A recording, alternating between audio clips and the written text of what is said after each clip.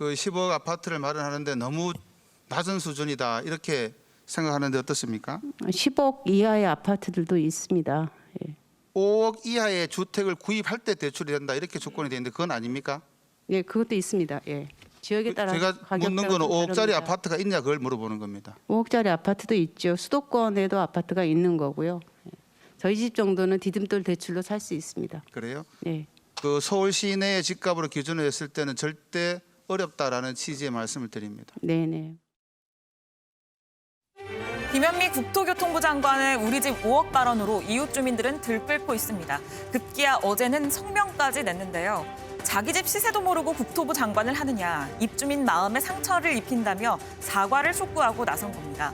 서울 집값이 수억 오르는 사이 집값이 상대적으로 덜 올라 박탈감을 느끼던 차에 김 장관의 발언이 기름을 부은 겁니다. 국토부 장관의 집값을 놓고 설왕설래하는 사이 정작 집 없는 서민들이 살 곳은 씨가 마르고 있습니다. 매매가는 이미 폭등한 데다 정부의 임대차 3법 시행 이후 전세 품귀가 심화하며 최근 3개월간 서울 아파트 전세값 상승률은 매매가 상승률의 7배까지 올랐습니다. 결국 기댈 곳은 청약뿐이다 보니 서울과 수도권 청약은 나왔다 하면 수백 대 1의 경쟁률을 기록하고 있죠. 지난달 청약을 마친 서울 상일동의 한 아파트는 537대 1의 경쟁률을 기록해 바로 전달 기록했던 서울의 최고 경쟁률을 갈아치웠습니다. 이미 23번의 부동산 대책이 나왔습니다. 하지만 집값의 폭등과 풍선 효과, 전세난 등의 부작용만 낳고 있는데요. 전세난 해결을 위해 24번째 대책을 준비하고 있다고 하는데 다음 대책으로는 부동산 시장 안정시킬 수 있을까요? 오늘의 프레스콕입니다.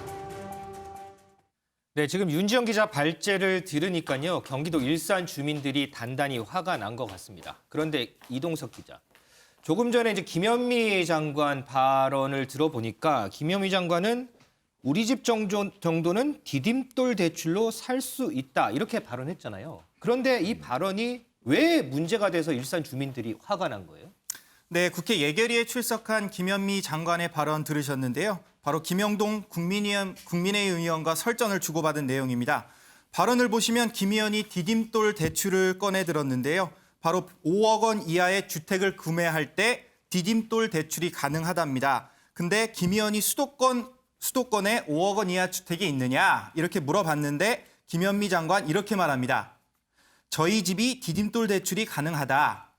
바로 본인이 거주하고 있는 일산 문촌 마을에 5억 원 이하 아파트가 있다는 겁니다. 디딤돌 대출로 살 수 있다고 아주 적극적으로 밝힌 건데 네. 결국 아파트 거래에 있어서 5억 원 미만이 있다, 없다 이걸 놓고 설전을 벌인 겁니다. 근데 이것 때문에 주민들이 규탄 성명까지 발표를 했어요? 네, 그렇습니다. 해당 아파트 주민들은 아주 분노했는데요. 김 장관의 주민협의회 성명서까지 발표했습니다. 이렇게 정치인의 발언에 아파트 협의단까지 이렇게 나서게 된 건 드문 사례로 알려졌는데요. 성명서를 보시면 예결위에서 본인 집값 언급한 것 자체가 매우 부적절했다. 본인 아파트 시세조차 확인 못하고 정확하지 않은 것을 언급한 것에 대해 문제점을 드러냈고요. 그리고 주민들 입장에선 내가 얼마에 이 아파트에 살고 있다. 이런 게 주변에 알려졌다 보니 그 발언 자체가 적절치 못했다는 지적이 나왔습니다. 그런데 윤지영 기자, 정말 실제로 김현미 장관 말대로 김현미 장관이 살고 있는 그 아파트는 디딤돌 대출을 받을 수 있는 지역인가? 어떻게 팩트 체크를 해보면 어떤가요? 네, 디딤돌 대출은 5억 원 이하의 주택을 구매할 때만 받을 수 있는데요. 김현미 장관이 살고 있는 이 아파트 가격 한번 알아봤습니다. 올해 총 4건의 거래가 있었는데 상반기까지는 5억 원의 거래가 됐지만 하반기를 들어서면서 집값이 오르고 또 최근에는 한 6억 원 정도까지 집값이 오른 상황입니다. 그래서 실제로 지난 9월 25일에 실거래가 됐는데 이때의 금액이 5억 7,900만 원 가량이었거든요. 네. 그래서 디딤돌 대출을 받기는 어렵고요. 또 김 장관이 살고 있는 집이 44평형인데 인근의 동일 평형대의 그 아파트의 경우에는 6억 원 후반대에도 거래가 되고 있는 상황입니다. 그런데요, 기억을 좀 더듬어 보면 이 일산 주민들이 뿔난 게 이번이 처음이 아니잖아요. 네, 맞습니다. 지난 1월 일산에서 있었던 신년사에서 그 일부 참가자가 고양시가 너무 망가졌다라는 발언을 지속적으로 하자 김현미 장관이 동네 물이 나빠졌다고 비꼰 발언 때문에 논란이 된 건데요. 이 영상이 당시에 굉장히 화제가 됐었는데 영상 먼저 보시겠습니다. 김현미님, 네? 고양시 망쳐졌다고요? 안 망쳐졌어요? 안 망쳐졌어요? 네? 안 망쳐졌어요? 네? 김현미님, 네? 고양시 안 망쳐졌어요? 고양시 안 망쳐졌어요? 그동안 동네물이 많이 나빠졌죠, 그죠? 인상 무서우시네요, 네. 네, 이 영상이 돌면서 논란이 되자 결국 김 장관 사과했습니다. 신년 문자 메시지를 통해서 그 수양이 충분하지 못해서 생긴 일이다. 앞으로 좀 더 성찰하고 정진하겠다. 또 최근 평정심을 잃은 모습이 보도돼서 속상하셨을 것 같다라는 문자 메시지를 전하기도 했습니다. 윤 의원님, 지금 윤지영 기자 얘기를 들어보니까 어쨌든 이 현 시세가 5억 원이 넘기 때문에 디딤돌 대출을 받을 수 있다. 이 부분은 사실이 좀 아닌 것 같고, 그리고 국토부 장관이 공개된 장소에서 부정확한 이 액수를 얘기하니까 당연히 그 아파트 주민들은 뿔이 날 게 당연하고 뭐 여러 가지가 좀 복합적으로 보이네요. 좀. 예, 이 부동산 문제는 사실 뭘 얘기해도 민감하죠. 네. 최근에 뭐 오름세 거침없이요. 또 정부가 내놓은 임대차법 시행 이후에 그리고 다른 몇 가지 조치를 내놓은 이후에 전세 매물 지금 사라져서 전세값도 지금 폭등을 했다 그러고요. 그제 매일경제 보도를 보니까 송파구의 어느 아파트 경우는 바로 같은 위아랫집인데 같은 동에 있는 위아랫집인데 새로운 계약 그다음에 이미 돼 있는 기존의 계약 무려 전세값이 2배 차이가 나는 사례까지도 나타났다. 그러니까 이런 시장에서 나타나는 이런 풍선 효과들, 그러니까 어떤 대책을 내놨는데 미처 예상하지 못하고 생기는 부작용들, 뭐 이런 것들이 요즘에 뭐 임차인이든 임대인이든 많은 사람들의 뿔을 나게 그렇게 지금 돼 있는 상황이에요. 그런 상황에서 주무부처의 장관이 불쑥 던진 얘기가 또 이렇게 도마 위에 오른 셈인데요. 제가 보기엔 김현미 장관이 우리 집, 저희 집 이게 아니라 아마 우리 동네 뭐 이런 취지로 얘기를 한 것 같아요.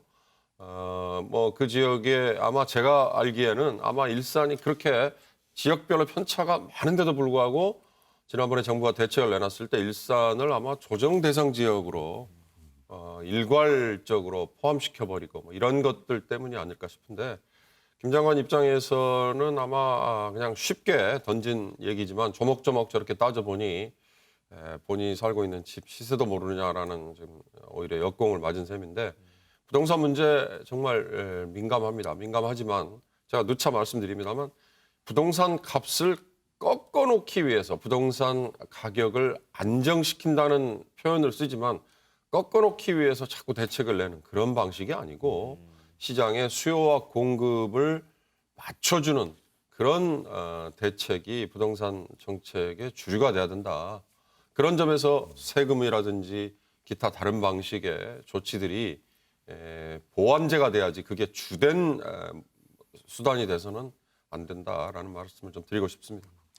알겠습니다. 최고문님. 그런데 보면 지금 뭐 김현미 장관이 얘기한 이 아파트 시세를 알고 있는 이런 인식도 그렇고 또 김현미 장관이 지금까지 뭐 대책을 발표하면서 인용한 이런 통계에 대한 이런 지적들도 좀 많았잖아요. 근데 이제 통계가 사실 공식적으로 쓰는 게 두 개입니다. 일단 KB은행에서 말하는 부동산 뱅크에서 나오는 게 있고 그다음에 감정원에서 나오는 게 있는데 이게 서로 사실 뭐 그러니까 신고가냐 아니면은 실제 가격이냐 이걸로 다른데 그렇다 보니까 모든 사람들이 이제 뭐 조금 이 맞지 않는 부분들이 있어서 사실 그 통계를 지금 합치는 작업을 지금 하고 있는데요. 네.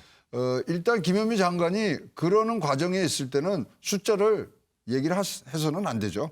그래서 앞으로 어떻게 나갈 것인가 큰 방향을 하고요. 사실 김현미 장관 뭐 자기는 할 말이 많겠습니다만은 23타수 무안타거든요. 그렇기 때문에 이 부분에 대해서는 뭐 굉장히 자기가 앞으로 어떻게 나가야 된다는 방향성은 꼭 밝혀줘야 되는데 23번의 지금 이 부동산 대책을 저희가 분석을 해보면 23번에 항상 사각지대가 23번이 있었습니다. 그래서 강남을 잡자 그러니까 마영성이 오르고 마영성을 또 잡으려니까 수용성이 오르고 그게 또 충청도로 내려갔다가 다시 서울로 올라오는 그러면서 전셋값을 지금 잡는다고 갔더니만 월세가 올라가니까 또 월세가 또 매매가를 올리는 사각지대를 지금 항상 놓치고 있거든요. 사각지대를 잡는 것은 사실 정확한 숫자에서 나오기 때문에 지금 이 통계의 정확성을 위해서 지금 TF팀이 정해져서 돌고 있다는데 일단 숫자를 말할 때는 그 숫자에 책임을 지시는 그러한 팩트 체크부터 해서 앞으로의 나갈 방향까지도 꼭 말씀을 하시는 그런 장관님들이 되셨으면 좋겠습니다. 그런데 지금 현대경제연구원 고문으로 계시니까요. 네. 부동산 정책 좀 속이 시원하게 좀 뚫릴 수 있는 대책들이 좀 있어요. 일단은 지금 전제 조건이 이 공급에 대한 부분들을 좀 강화해야 되고요. 사실 이제 내년도에 굉장히 지금 물량이 올해 2분의 1로 지금 됐기 때문에 올라갈 수밖에 없고요.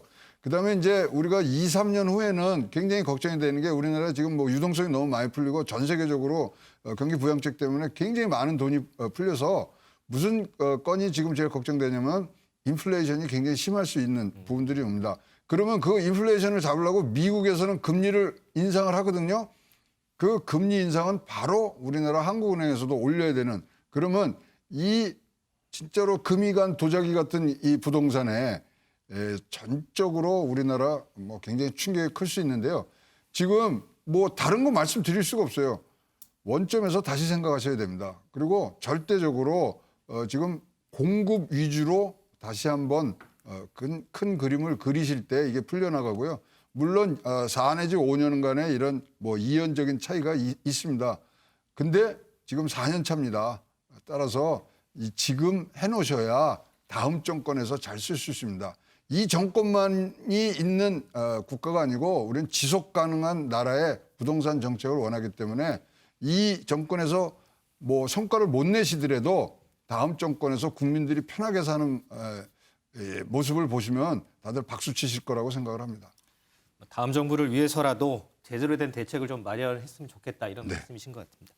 그런데요, 이 부동산 정책에 대한 반감이요, 이동석 기자. 공인중개사들 사이에서도 좀 번지는 모양이에요. 네, 어제 부동산 산업의 날 행사에서 있었습니다. 바로 부동산 분야 유공자 표창에 나섰는데요. 김현미 장관이 표창장을 주는 행사였는데 이 자리에는 공인중개사가 없었습니다.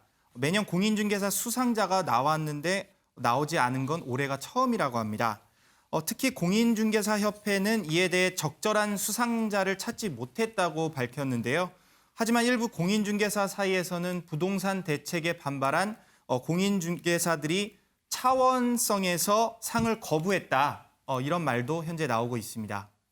윤지영 기자, 근데 장관, 이게 국토부 장관이긴 하지만 장관 얘기 다루다 보니까 저는 좀 궁금한 게 있는데 왜 정세균 총리가 그제 기자간담회를 하면서 개각은 작게 2차례 나눠서 하겠다고 이런 얘기를 했잖아요. 네, 맞습니다. 개각 관련해서 좀 취재된 게 좀 있나요? 네, 정세균 총리가 개각 관련 발언을 했기 때문에 이 개각 시기가 언제가 될 것인가에 대해서 좀 관심이 많은데 일단 지금 예산안 심사가 한창 진행 중이기 때문에 예산안이 통과된 연말이나 연초쯤에 개각이 이뤄질 것 같습니다. 여권 내에서 개각 대상으로 거론되는 사람들은 김현미 국토교통부 장관, 그리고 강경화 외교부 장관, 박능우 보건복지부 장관 등이 거론됩니다. 상당히 오래 네, 소위 맞습니다. 장수 장관들로 불리는 분들이네요. 네, 문재인 대통령 취임 초기부터 계속해온 원년 멤버인 만큼 이번에 교체 대상이 아니겠나라는 얘기가 나오는 거고요. 그리고 또 서울과 부산 보궐선거 관련해서 성인지 감수성을 집단 학습할 기회라고 말해서 굉장히 논란이 됐던 이정욱 여성가족부 장관도 이번에 교체되지 않겠나라는 추측이 나옵니다.